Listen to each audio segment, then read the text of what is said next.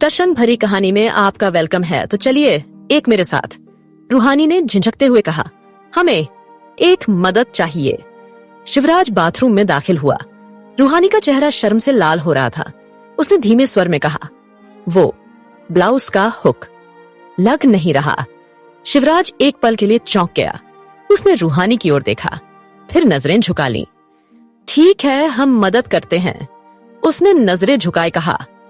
रूहानी ने धीरे धीरे अपनी पीठ उसकी ओर कर ली। उसकी पतली उंगलियां अब भी ब्लाउज के हुक को पकड़ने की कोशिश कर रही थीं। शिवराज ने आराम से हुक को पकड़ने के लिए हाथ बढ़ाया। उसका दिल तेजी से धड़क रहा था। रूहानी का झुका हुआ सिर और उसकी कांपती हुई सांसें शिवराज को और सतर्क बना रही थीं। उसने धीरे से कहा, थोड़ा सीधा खड़ी हो जाओ। रूहानी ने उसकी बात मानी।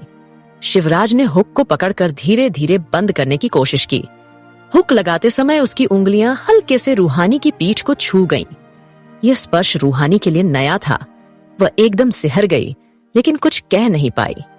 शिवराज ने आखिरकार हुक लगा दिया और एक कदम पीछे हट गया। हो गया, उसने धीरे से कहा। रूहानी ने तुरंत साड़ी का पल्लू अपनी पीठ पर डाल लिया। थैंक यू, उसने बिना उसकी ओर देखे कहा। उसके चेहरा शर्म से लाल हो गया था। दिल जोरों से धड़क रहा था। शिवराज बाहर आ गया। वो अपनी सांसें कंट्रोल करने की कोशिश किया।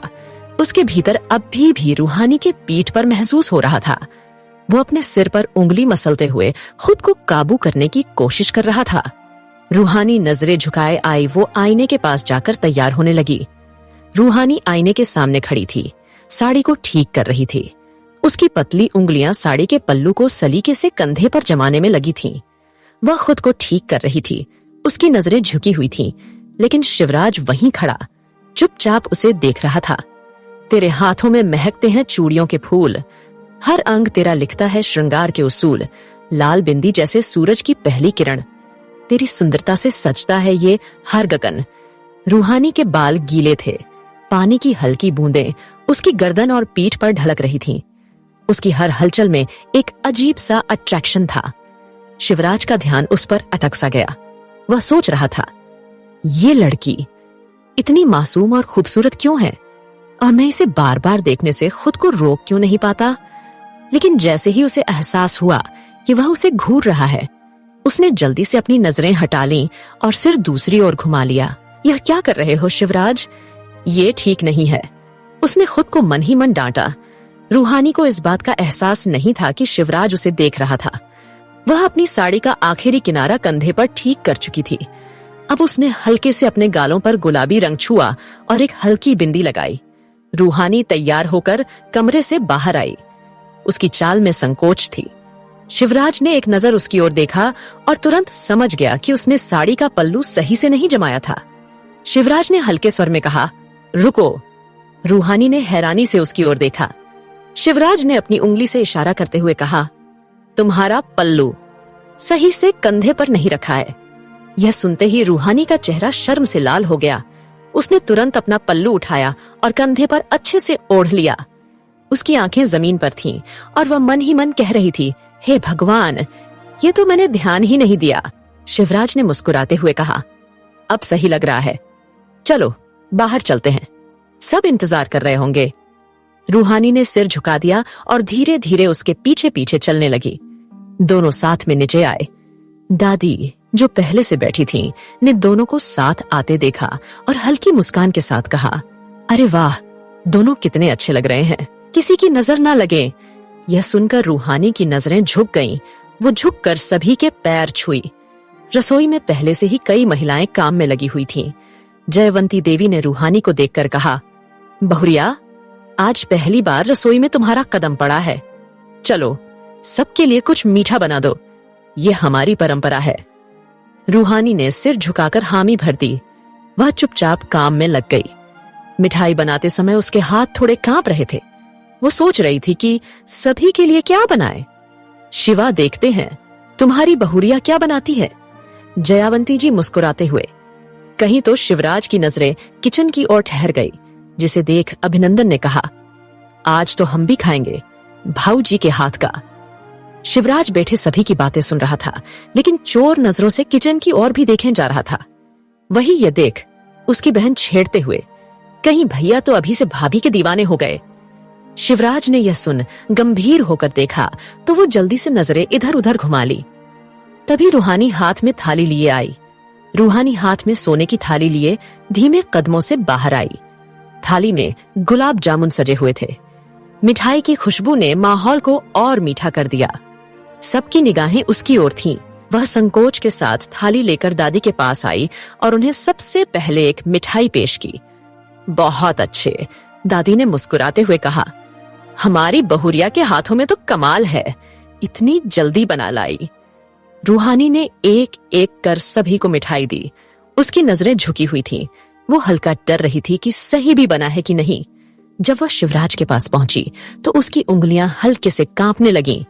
शिवराज ने एक नजर उसे देखा, फिर उसकी थाली से मिठाई उठा ली। सब मिठाई चखे तो सभी के मुंह से वाह निकला।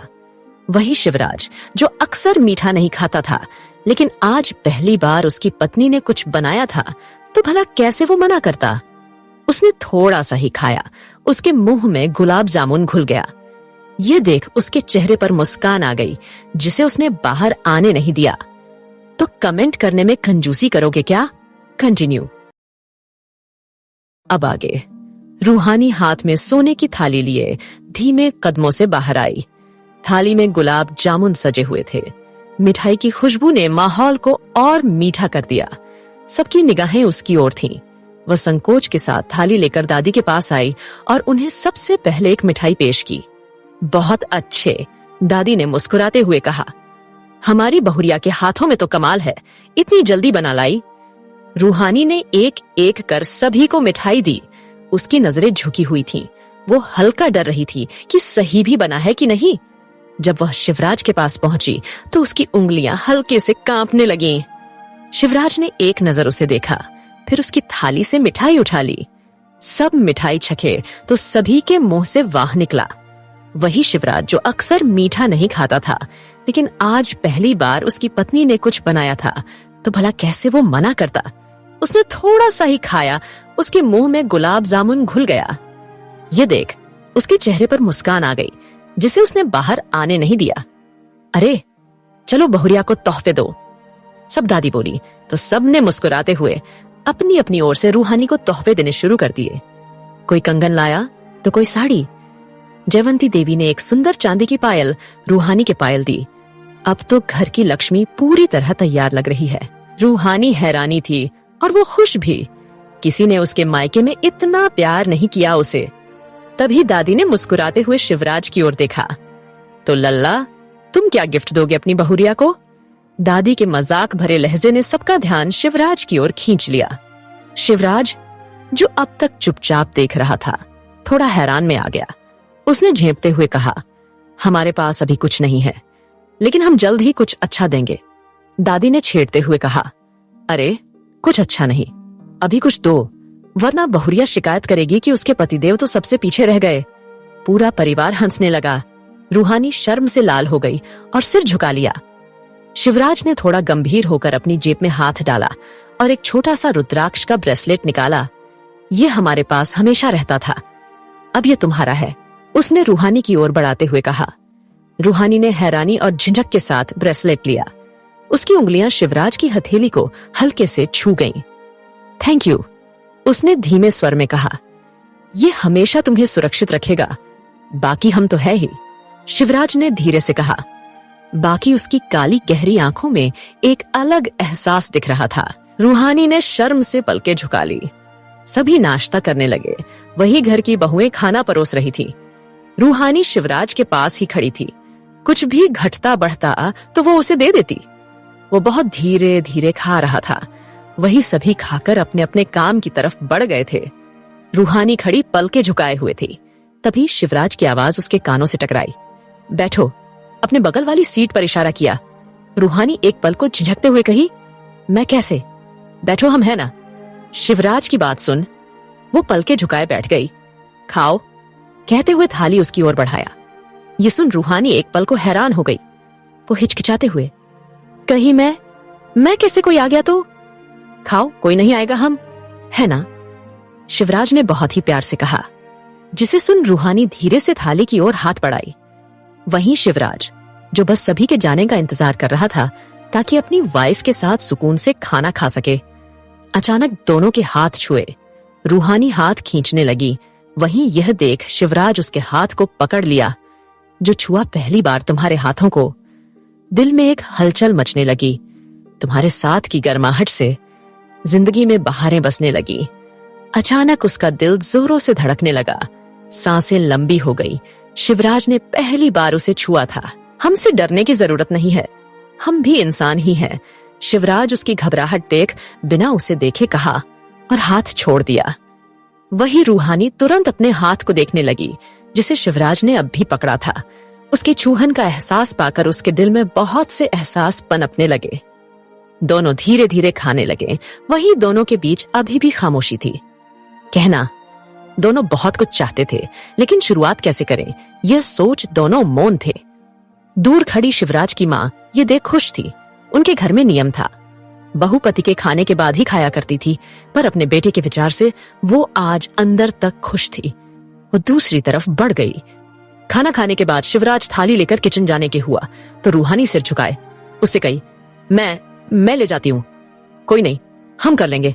तुम एक काम करो, हमारी गन रखी है दराज में, जरा ले आओ। शिवराज यह कहकर अंदर किचन में चला गया। वही रूहानी दराज को खोलकर देखी तो उसकी आंखें हैरानी से बड़ी हो गईं। हम अपने पति के घर हैं या किसी डाकू के?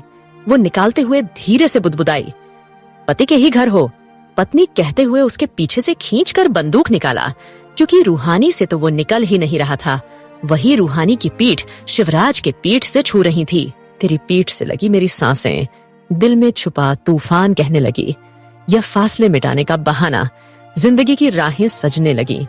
रूहानी ने आंखें बंद कर ली। उसकी पकड़ साड़ी पर मजबूत हो गई थी। वहीं शिवराज को एहसास हुआ तो वो झट से उससे दूर होकर कहा, हम शायद लेट हो जाए, तुम खाना खाकर आराम कर लेना। रूहानी उसकी आवाज सुन सेंस में आई। वो झट से गर्दन हाँ में हिलाई। उसे अपनी बात पर एक पल को शर्म आई। क्या बोल रही थी वो? शिवराज उसे एक नजर देख बाहर निकल गया। एक खुली थार के अंदर जाकर बैठ गया और गोलियों को इंसर्ट करते हुए बगल में बैठे अभिनंदन से कहा, अब चलाओ बे, हम देखें तो कौन है शिवराज से पंगा लेने वाला। वही अभिनंदन आगे बढ़ाया। ठीक पीछे 10-15 गाड़ी हवा की रफ्तार में निकल पड़ी। कैसी लगी बताना जरूर। मैंने सोचा है इस कहानी को बहुत ही प्यार से संजोना है। बाकी आप सब बताइए कैसी थी। अगर थोड़ी भी पसंद आई तो 10 कमेंट आने चाहिए। नेक्स्ट पार्ट रात तक आ जाएगा। फिर कंटिन्यू।